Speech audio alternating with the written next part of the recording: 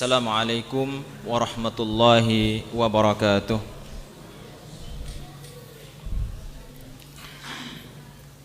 Innal hamdalillah nahmaduhu wa nasta'inuhu wa nastaghfiruh wa na'udzu billahi min shururi anfusina wa min sayyiati a'malina. Man yahdihillahu fala mudilla lahu wa man yudlil fala hadiya lahu. Wa ashhadu an la ilaha illallah wahdahu la syarika lah wa ashhadu anna Muhammadan abduhu wa rasuluh alladzi la nabiyya wa la rasula ba'dah.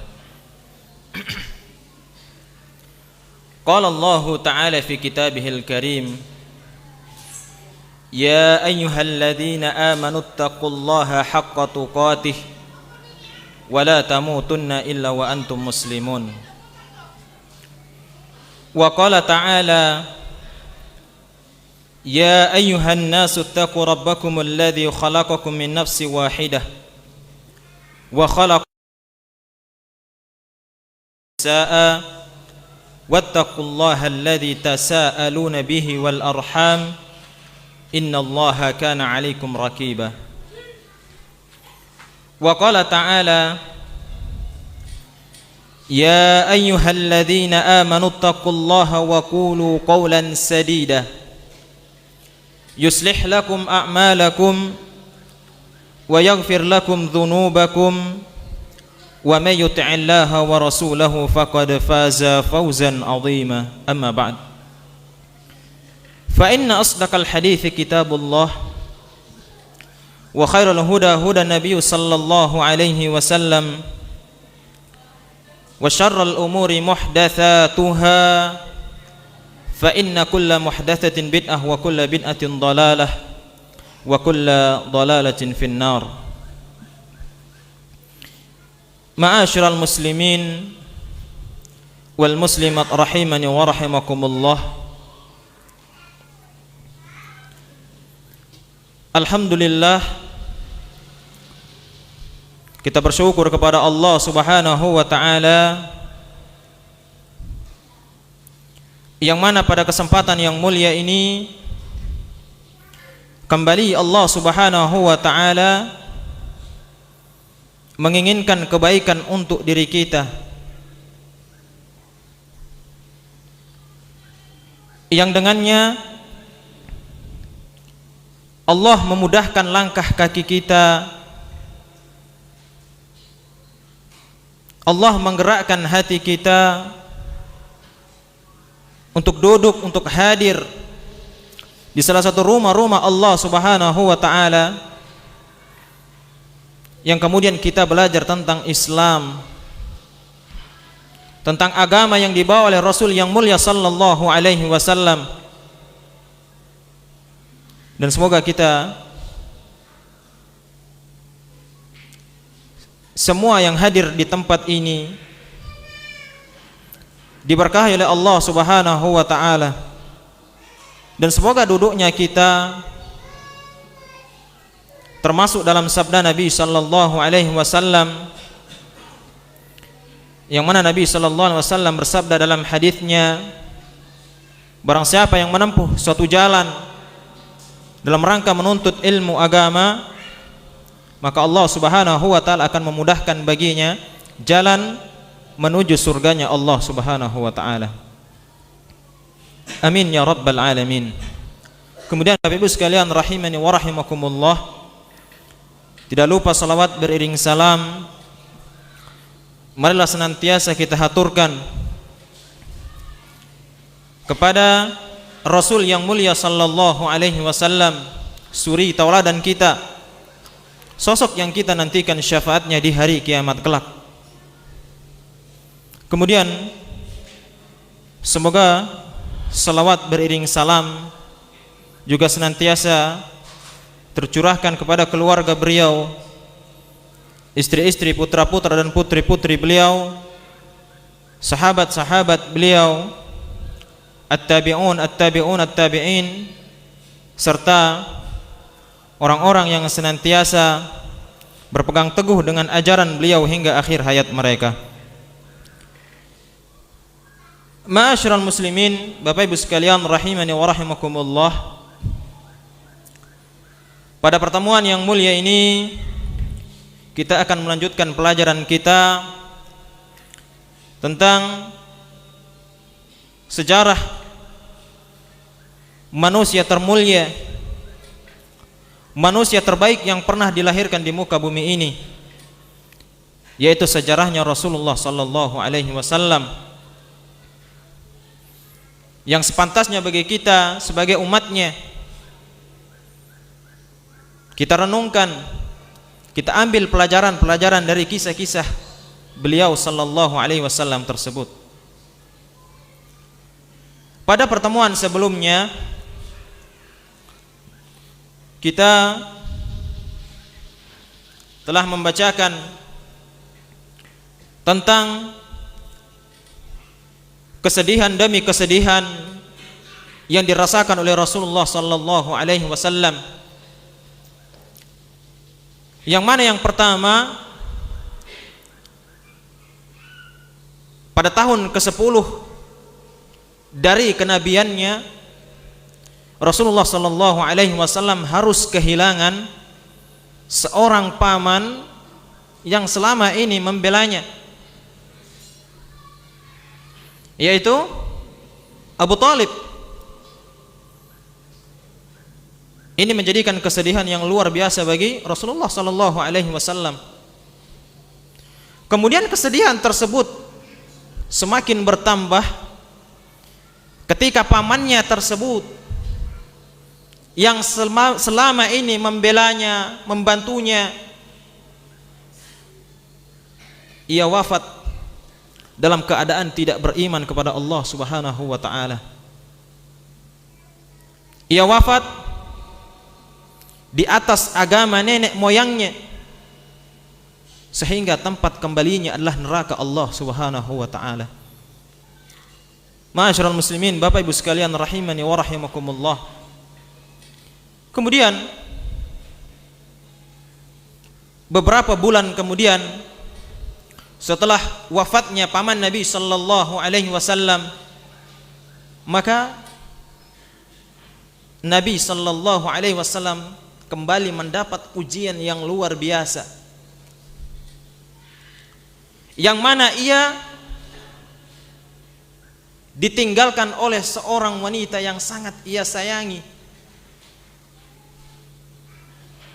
yaitu Ummul Mukminin Khadijah binti Khuwailid.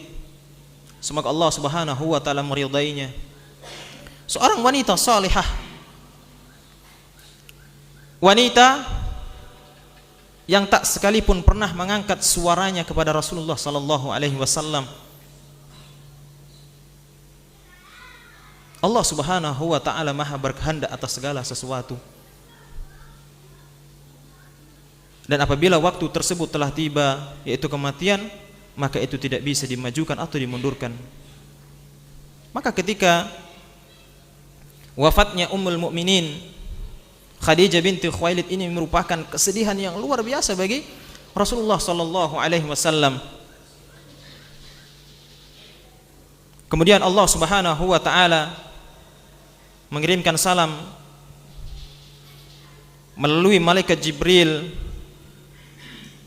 Kemudian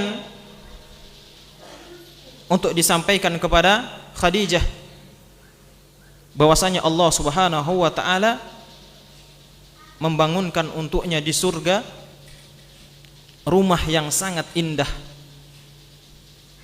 rumah yang terbuat dari mutiara-mutiara yang sungguh indah luar biasa. Ini dikarenakan al-jaza'u min jinsil amal. Seseorang akan mendapatkan sesuai apa yang ia kerjakan.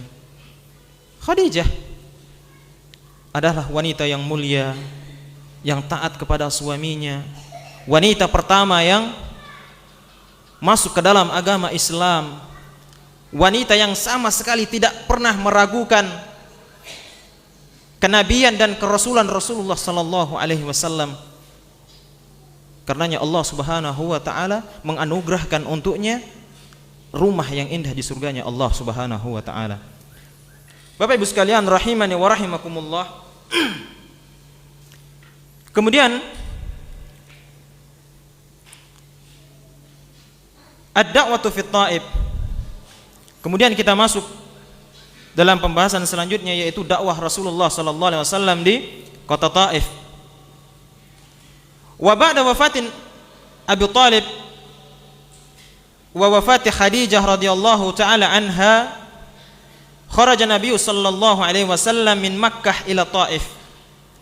Setelah wafatnya Abu Thalib paman Nabi sallallahu alaihi wasallam, kemudian beberapa bulan kemudian wafat pula istrinya yang sangat ia cintai, yaitu Khadijah, semoga Allah Subhanahu wa taala meridainya. Setelah itu Rasulullah sallallahu alaihi wasallam ia keluar dari kota Mekah untuk menuju ke sebuah tempat yang bernama At-Taif. Ya. Yad'u ila Allah tabaraka wa taala. Yang tujuannya adalah untuk mendakwahkan agama Allah Subhanahu wa taala. Fa Nabi sallallahu alaihi wasallam dhallat tilka as-sanawat al-ashr fi Makkah yad'u ila Allah tabaraka wa taala. Kemudian kita ketahui bahwasanya Nabi sallallahu alaihi wasallam ia berdakwah di kota Mekah itu kurang lebih selama 13 tahun. 3 tahun pertama Nabi berdakwah ya secara sembunyi-sembunyi. Kemudian awal dari tahun keempat sampai tahun ke-10 ya Nabi ya berdakwah di ya fokuskan di kota Mekah. Kemudian 3 tahun berikutnya, yaitu tahun ke-10 sampai tahun ke-13, Nabi ya sedikit keluar dari kota Mekah ya untuk mengajarkan Islam. Dan ketika 10 tahun pertama ini ya itu pengikut Nabi sallallahu alaihi wasallam yang masuk ke dalam Islam itu jumlahnya sangat sedikit. Ya. 10 tahun ya jumlah dari para sahabatnya ya sekitar 100 orang lebih. Ya, ini berdakwah selama 10 tahun. Kemudian thumma ra'a sallallahu alaihi wasallam an yakhruja min Makkah wa yabda bid-da'wah kharijha. Kemudian setelah itu Nabi sallallahu alaihi wasallam terfikirkan dalam benaknya, setelah ia 10 tahun dakwah di kota Makkah, kemudian dia ingin untuk sedikit keluar dari kota Makkah untuk berdakwah. Fa awwalu ma fakkara sallallahu alaihi wasallam bit Taif. Ya. Yang pertama terfikirkan dari Rasulullah sallallahu alaihi wasallam suatu tempat yang tujuannya untuk berdakwah adalah kota Taif. Fa kharaja mashyan ala qadamaihi wa ma'ahu Zaid bin Harithah. Maka Nabi sallallahu alaihi wasallam dia keluar dari kota Mekah jalan kaki menuju Taif. Ya.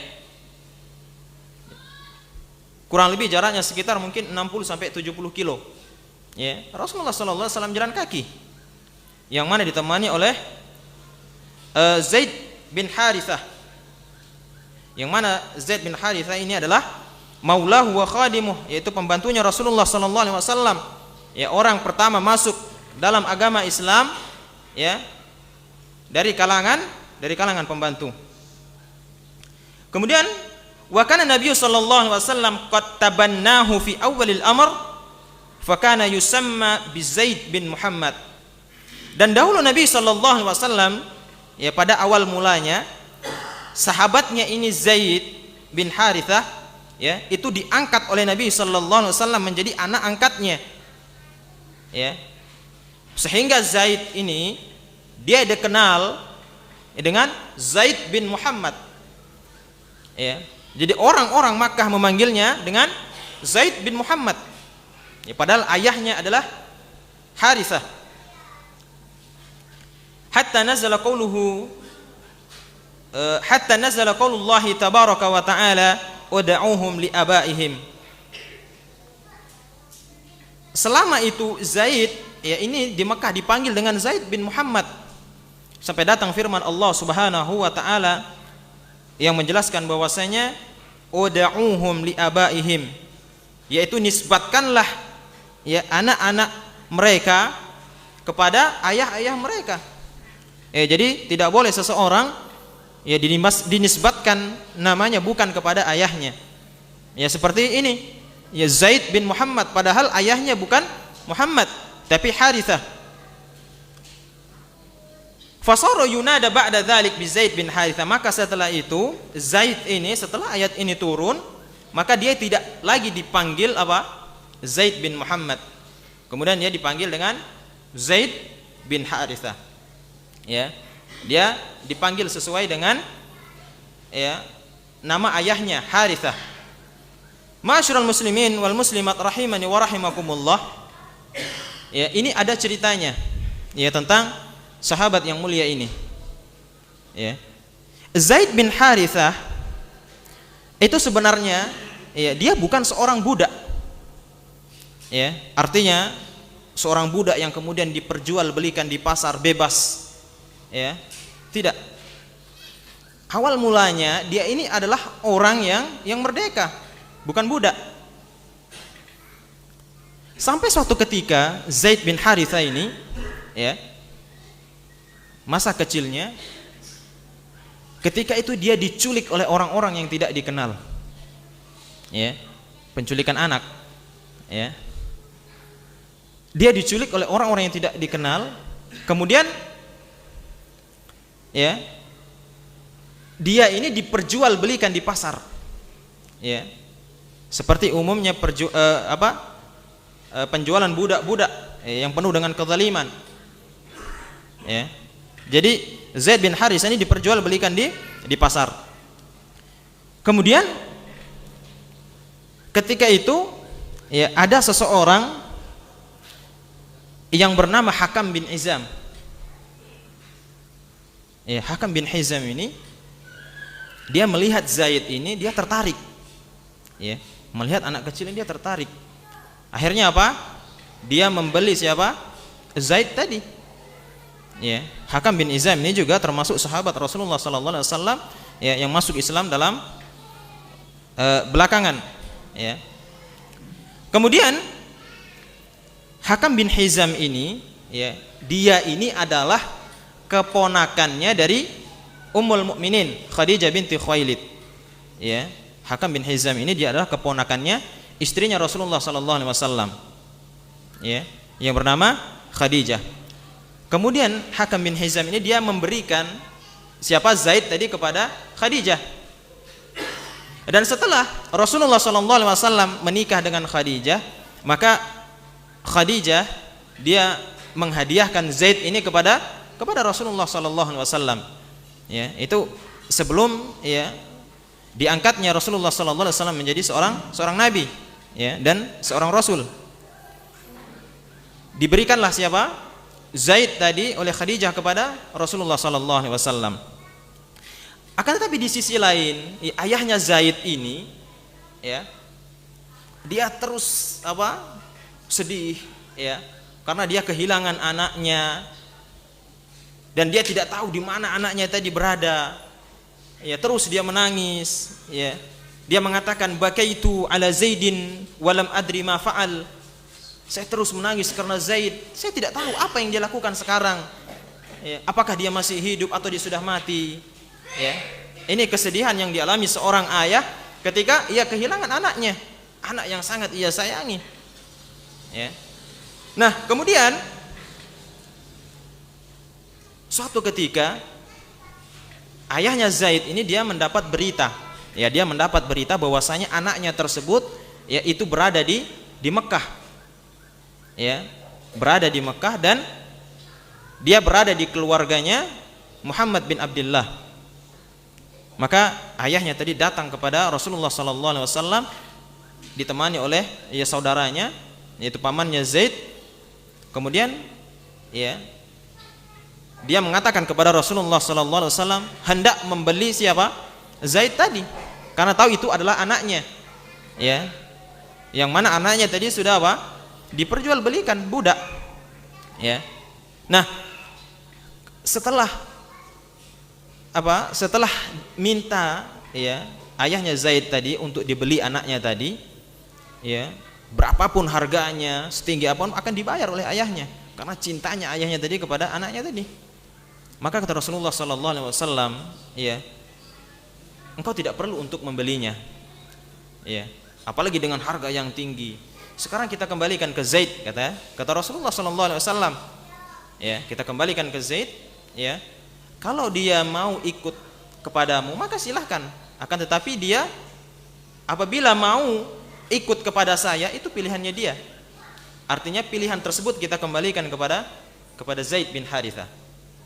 Kemudian dipanggillah Zaid, ya, kemudian ditanya oleh Rasulullah, apakah engkau mengenali dua orang ini? Ya, kenal. Itu adalah ayahnya, ini adalah pamannya. Masih kenal dia. Meskipun ketika diculik dia masih kecil.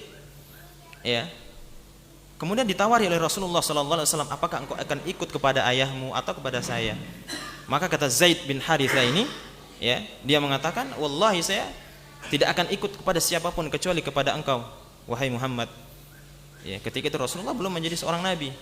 Ya, tetapi ini Zaid ini dia memilih untuk tetap tinggal bersama Rasulullah sallallahu alaihi wasallam. Ya, karena dia tahu bagaimana dia diperlakukan oleh Rasulullah sallallahu alaihi wasallam. Dia disayangi oleh Rasulullah sallallahu alaihi wasallam juga keluarganya. Ya, sehingga ia merasa dirinya seperti anaknya sendiri. Ya, maka mendengar jawaban tersebut ayahnya Zaid, ya kaget dia. Wahai Zaid, celaka engkau. Kenapa engkau lebih memilih perbudakan daripada tidak, ya, daripada merdeka? Ya, karena kita tahu bahwasanya cita-cita setiap budak ketika itu adalah merdeka, itu cita-cita mereka. Tetapi Zaid kok tidak menginginkan demikian? Maka ayahnya heran. Ya, maka Zaid mengatakan bahwasanya, ya, aku di sini seperti, ya, diperlakukan seperti seorang ayah kepada anaknya sendiri.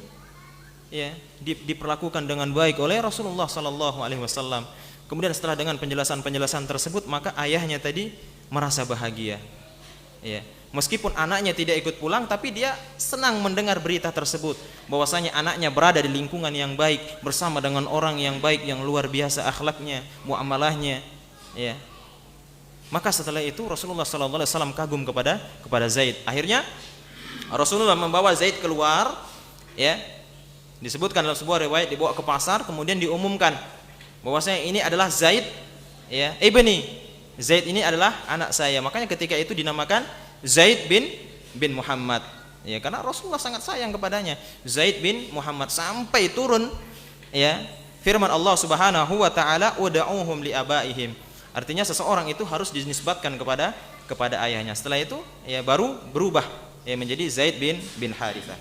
Ma'asyiral muslimin wal muslimat rahimani wa rahimakumullah. Ini terkait dengan cerita Zaid bin Harithah, pembantunya Rasulullah sallallahu alaihi wasallam. Kemudian walamma wasala Nabi sallallahu alaihi wasallam ila Taif, amada ila salasati ikhwati min ru'asa'is Tsaqif. Kemudian setelah sampai di Taif, ya, satu tempat yang dituju oleh Rasulullah sallallahu alaihi wasallam yang untuk menyebarkan Islam. Kemudian Nabi menuju kepada 3 orang, ya, dari pemuka-pemuka Tsaqif. Ya, Tsaqif itu adalah kabilah yang ada di Taif. Wahum Abdu Yalayil wa Mas'ud wa Habib abna'u Amr bin Umair Ats-Tsaqafi. Ya, 3 orang ini, ya, namanya adalah Abdu Yalayil, kemudian Mas'ud, kemudian Habib. Ya, 3 orang ini yang didatangi oleh Rasulullah sallallahu alaihi wasallam, yang mana mereka ada pemuka-pemuka Ats-Tsaqif. Kemudian wada'ahum ilallahi wa ila nusrati dinih. Kemudian, ya, Nabi mendakwahkan Islam kepada mereka, ya, kemudian juga untuk menolong agamanya Allah Subhanahu wa taala. Kemudian faqala ahaduhum an nafsi, salah seorang di antara 3 ini mengatakan, innahu yumazziku thiyabal Ka'bah in kana Allahu arsala Muhammadan sallallahu alaihi wasallam. Bahwasanya dia hendak merobek sitar dari Ka'bah apabila Allah mengirimkan Muhammad. Ya. Artinya apa? Ya, dia menghina Rasulullah sallallahu alaihi wasallam. Dia mengingkari apa yang dibawa oleh Rasulullah sallallahu alaihi wasallam. Ya. Ini orang yang pertama. Wa qala al-akhar li Nabi sallallahu alaihi wasallam, amma wajadallahu ahadan ghairak. Orang yang kedua mengatakan kepada Nabi sallallahu alaihi wasallam ketika ditawarkan Islam kepadanya, dia mengatakan, tidak ada orang lainkah selain dirimu? Ya. Subhanallah, Nabi dihina, ya, sedemikian rupa. Ya. penghinaan yang didapatkan oleh Rasulullah sallallahu alaihi wasallam. Wa qala tsalits, wallahi la ukallimuk abadan in kunta rasulan la anta a'zamu khatran min an arudda 'alaikal kalam. Kemudian orang ketiga ini sama, ya, dia juga menghina Rasulullah sallallahu alaihi wasallam. Ya, apabila engkau seorang rasul maka aku tidak akan berbicara kepadamu, katanya. Ya. Karena tidak boleh seorang rasul yaitu dibantah ucapannya. Wala in kunta takdzib 'ala Allahi ma yanbaghi an ukallimi. Apabila engkau berdusta, ya, maka aku tidak pantas berbicara denganmu. Ya. Ini menunjukkan, ya, kesombongan yang ia miliki. Ya, seakan-akan Rasulullah itu bukan, ya, orang yang berada di levelnya untuk diajak bicara. Ya, ini penghinaan demi penghinaan yang didapatkan oleh Rasulullah sallallahu alaihi wasallam ketika berada di Taif. Kemudian hakadha amala haula'i tsalatsah an-nabiy sallallahu alaihi wasallam bitilkal qaswah wa dzalikal istihza'. Demikianlah yang didapat oleh Rasulullah sallallahu alaihi wasallam atas perlakuan tiga orang ini kepada Nabi. Ya. Dengan, ya, muamalah yang jelek, ya, dengan muamalah yang kejam, dengan cacian-cacian kepada Rasulullah sallallahu alaihi wasallam. Wa huwa qad kharaja min baladih wa dakhala ila baladih huwa gharib fiha yad'u ila Allah tabaraka wa taala. Yang mana Nabi sallallahu alaihi wasallam adalah orang asing. Ya, mereka tidak memperlakukan dengan baik. Ya. Akan tetapi Rasulullah dihina, dicaci, ya. Walakinnahu wajahu bihadhil kalimat allati mala'uha al-istihza' was-sukhriyah. Ya, akan tetapi yang didapatkan oleh Rasulullah ketika Rasulullah mengajak mereka untuk memeluk agama Allah, malah Nabi sallallahu alaihi wasallam dihina, dicaci maki oleh mereka ini. Kemudian walaital amlu baki ala dzalik. Ya. Kejadian tersebut tidak terhenti begitu saja. Ya, ini belum cukup bagi mereka untuk menghinakan Rasulullah sallallahu alaihi wasallam. Walakinna tin zada billah. Ini adalah masalul Arab atau peribahasa Arab. Ya. Kalau bahasa kita mungkin, ya, sudah jatuh tertimpa tangga lagi. Ya, itulah yang dialami oleh Rasulullah sallallahu alaihi wasallam. Sehingga mereka mengatakan qalu ukhruj min biladina. Ya Muhammad, keluarlah engkau dari tempat kami ini. Diusir Rasulullah. Ketika Rasulullah mengajarkan kalimat tauhid, mengajak manusia untuk menyembah hanya kepada Allah, yang diterima oleh Rasulullah sallallahu alaihi wasallam adalah ujian, cacian, hinaan. Bahkan diusir Rasulullah sallallahu alaihi wasallam. Ya, ini ujian yang luar biasa bagi Nabi sallallahu alaihi wasallam dalam mendakwahkan agama Allah Subhanahu wa taala. Thumma aghraw bihi sufaha'uhum. Kemudian pemuka-pemuka Tsaqif ini, ya, mereka juga memprovokasi orang-orang yang jelek di antara mereka, ya, untuk mengintimidasi Rasulullah sallallahu alaihi wasallam. Falamma arada al-khuruj tabi'ahu as-sufaha wal 'abid was-sibyan yusabbunahu wa yusihuna bihi hatta ijtama'a alaihi an-nas fa waqafu saffain. Kemudian ketika Nabi diusir, maka keluarlah Nabi. Ya. Kemudian ketika Nabi keluar dari Taif tadi, maka diikuti oleh, ya, orang-orang Tsaqif tadi. Ya, penduduk Taif mengikuti mereka dari kalangan anak-anak. Ya, kemudian orang-orang sufaha, orang-orang jelek, orang bodoh-bodoh di antara mereka mengikuti Rasulullah. Ya, dan menghina, mencaci Rasulullah sallallahu alaihi wasallam. Ya. Wa ja'alu yarmunahu bil hijarah. Tidak hanya di situ. Ketika Nabi keluar, diusir, ya, Nabi sallallahu alaihi wasallam dilempari dengan batu. Subhanallah. Seseorang yang baru saja kehilangan pamannya, kemudian ia kehilangan istrinya, kemudian dia pergi untuk berdakwah, tetapi penderitaan demi penderitaan yang dialami oleh Rasulullah sallallahu alaihi wasallam, dia diperlakukan, ya, tidak seperti perlakuan kepada manusia. Waliyadzubillah, diusir, kemudian dilempari dengan batu. Wa bi kalimat min safah hatta asabahu arakabiyah wa ikhtasaba an-ni'al bidam. Kemudian terus, ya, dilempari dengan batu, dengan ucapan-ucapan kotor, hinaan-hinaan kepada Rasulullah sallallahu alaihi wasallam. Ya. sehingga kaki Nabi sallallahu alaihi wasallam sampai berdarah, bercucuran darah. Ya. Kemudian sandal Nabi sallallahu alaihi wasallam ya, itu ya bercampur dengan darah sandalnya. Karena lemparan-lemparan batu yang luar biasa oleh penduduk Taif tadi kepada Rasulullah sallallahu alaihi wasallam. Wa kana Zaid radhiyallahu taala anhu bakiya yakiya Nabi sallallahu alaihi wasallam bi nafsihi. Kemudian ketika itu, karena Nabi sallallahu alaihi wasallam ketika dia pergi ke Taif, dia ditemani oleh anak angkatnya tadi yang bernama Zaid bin Harithah. Dan Zaid ini membela Nabi sallallahu alaihi wasallam. Ya. Ketika Nabi dihujani dengan batu, ya, dilempari dengan benda-benda keras, maka Zaid ini dia menjadi tamengnya. Ya. Dia menjadi tamengnya Rasulullah sallallahu alaihi wasallam.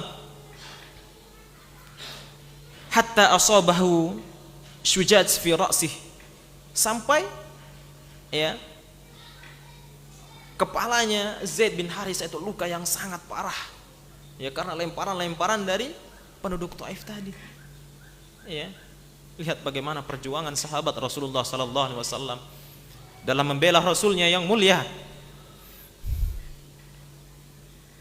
Mereka membela dengan jiwa mereka, ya, dengan harta yang mereka miliki.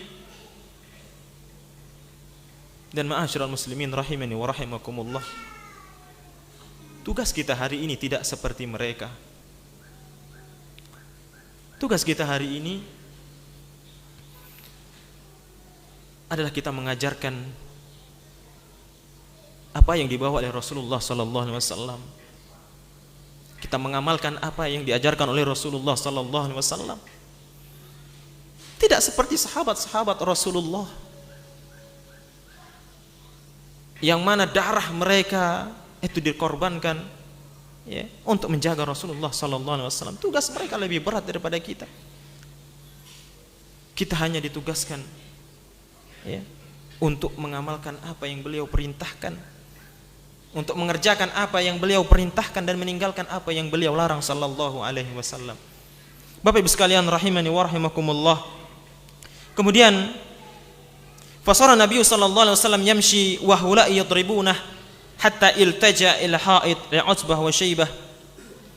Kemudian terus Nabi ya berjalan, kemudian orang-orang terus melempari Nabi sallallahu alaihi wasallam hingga sampailah Nabi sallallahu alaihi wasallam di suatu tempat, ya, di suatu kebun yang itu dimiliki oleh Utbah wa Syaibah, dua putra dari Rabi'ah fi Taif, ya, yang mana Utbah ini yang sudah kita kisahkan sebelumnya, dia termasuk pemuka-pemuka Quraisy di Mekkah yang pernah menawarkan kepada Rasulullah, ya, menawarkan harta, tahta, ya, dan yang lainnya agar Rasulullah sallallahu alaihi wasallam meninggalkan dakwahnya, ya, tetapi semuanya, ya, tidak diterima oleh Rasulullah sallallahu alaihi wasallam.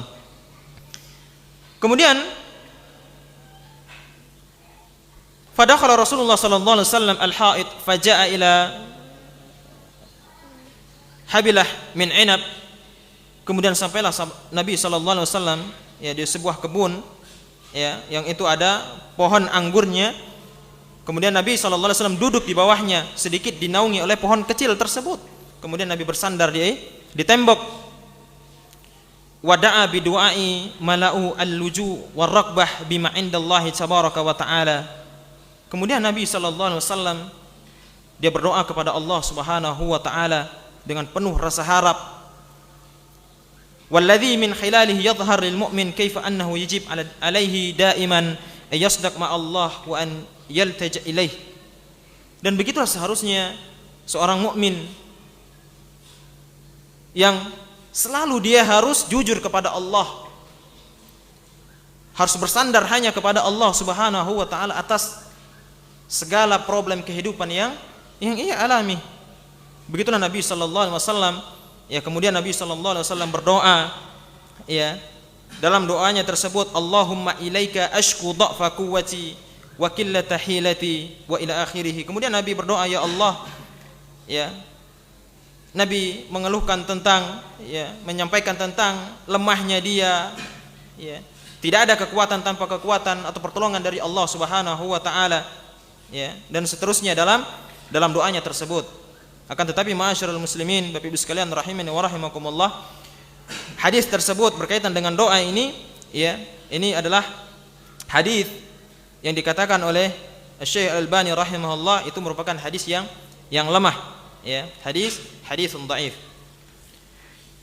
Kemudian falamma ra'ahu ibna Rabi'ah Utbah wa Syaibah taharrakat ila ar-rahim wa dhalika annahu min waladi Abd Syams bin Abd Manaf. Kemudian ketika melihat Rasulullah, ya, yang kakinya bercucuran darah, ya, penuh dengan siksaan yang dilakukan oleh penduduk Taif tadi, maka ini dilihat oleh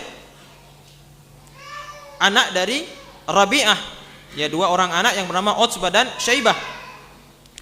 Kemudian mereka prihatin melihat Rasulullah sallallahu alaihi wasallam, ya, tersentuh hatinya dengan kondisi Rasulullah yang disiksa begitu kejamnya oleh penduduk Taif, ya, yang mana ini juga mereka masih ada hubungan, ya, keluarga dengan Rasulullah sallallahu alaihi wasallam, yang mana mereka dari Bani Abd Syams. Kemudian fada'wa gulaman lahuma wa huma nasraniyun yuqalu lahu Addas. Kemudian dua orang ini yang punya kebun tadi, ya, yang Nabi istirahat di tempat tersebut, ya, dari kejaran-kejaran, ya, penduduk Taif tadi. Kemudian dua orang ini melihat Nabi sangat sedih, ya, akhirnya dia memanggil, ya, gulam, yaitu anak buahnya yang dia beragama Nasrani yang bernama Addas. Wa qala lahu khutfan min hadzal inab wadhhab bihi ila hadzal rajul. Ya, wahai, ya, anak, dia berkata kepada gulam tadi, ambillah, ya, sedikit dari anggur ini, ya, kemudian engkau pergilah, engkau berikanlah kepada orang tersebut. Ya, dia mengambilkan sedikit dari anggur, kemudian dia pergi, ya, untuk diberikan kepada Rasulullah sallallahu alaihi wasallam. Falamma jaa Addas wada'ahu baina yadayhi Nabi sallallahu alaihi wasallam. Kemudian ketika Addas ini tiba kepada Nabi sallallahu alaihi wasallam, maka anggur tadi, ya, itu diberikan kepada Rasulullah sallallahu alaihi wasallam. Kemudian Nabi sallallahu alaihi wasallam mengadahkan tangannya dengan menerima pemberian tersebut. Ini menunjukkan letihnya Rasulullah sallallahu alaihi wasallam dari ujian-ujian yang ia terima, dari siksaan-siksaan yang dilakukan oleh penduduk Taif ketika itu. Kemudian Nabi sallallahu alaihi wasallam mengambil, ya, anggur tersebut, wa qala bismillah tsumma akal, kemudian dimakan oleh Rasulullah sallallahu alaihi wasallam. Lihat bagaimana ma'asyiral muslimin rahimani wa rahimakumullah, perjuangan Rasul yang mulia sallallahu alaihi wasallam dalam mendakwahkan agama Allah Subhanahu wa taala, dalam mendakwahkan Islam. Ujian demi ujian yang ia terima, cobaan demi cobaan yang ia terima. Dan Rasulullah sallallahu alaihi wasallam adalah orang, ya, yang paling banyak mendapatkan ujian, ya, dan dia bersabar dalam ujian-ujian tersebut. Bapak Ibu sekalian rahimani wa rahimakumullah, ini memberikan pelajaran kepada kita bagaimana ketika kita berdakwah, kita harus sabar dalam menyampaikan kebenaran demi kebenaran. Tidak boleh kita tergesa-gesa, ya, dalam menuai hasil dari dakwah kita tersebut. Rasul dakwah kurang lebih selama 10 tahun dari kenabiannya. Yang masuk dalam agama Islam hanya sekitar 100 orang lebih, ya. Itu bukan jumlah yang fantastis dengan, ya, waktu yang cukup lama tersebut. Tetapi Nabi SAW terus berdakwah, ya, terus bersabar dalam dakwahnya, sehingga Nabi SAW termasuk salah seorang, ya, Rasul yang mendapatkan gelar ya ulul azmi, ya, yang mendapatkan gelar ulul azmi karena sabarnya ia dalam mendakwahkan agama Allah Subhanahu wa taala. Habis waktu. 1 menit ya. Baik, ma'asyiral muslimin, Bapak Ibu sekalian rahimani wa rahimakumullah. Sedikit yang kita bisa sampaikan dan insyaallah kita akan lanjutkan pada pertemuan berikutnya tentang kasih sayang Rasulullah sallallahu alaihi wasallam kepada umatnya. Meskipun Nabi sallallahu alaihi wasallam dimusuhi, dicaci maki, ya, tapi Nabi sallallahu alaihi wasallam tetap sayang kepada umatnya. Ya, tidak tergesa-gesa terhadap dakwah yang ia sampaikan ketika itu. Bapak Ibu sekalian rahimani wa rahimakumullah, ini yang bisa kita pelajari bersama pada pertemuan yang mulia ini. Mudah-mudahan bisa kita fahami, kita ambil pelajaran darinya, ya. Dan kita berdoa kepada Allah Subhanahu wa taala, semoga Allah Subhanahu wa taala senantiasa menjadikan kita di antara hamba-hamba Allah yang senantiasa menjalankan perintah Allah dan perintah Rasul yang mulia sallallahu alaihi wasallam, dan menjadikan kita di antara hamba-hamba Allah yang senantiasa meninggalkan apa yang Allah larang dan apa yang Rasulnya larang sallallahu alaihi wasallam. Kemudian kita tutup kajian ini dengan doa kafaratul majlis. Subhanakallahumma bihamdik asyhadu an la ilaha illa anta astaghfiruka wa atubu ilaik. Wassalamualaikum warahmatullahi wabarakatuh.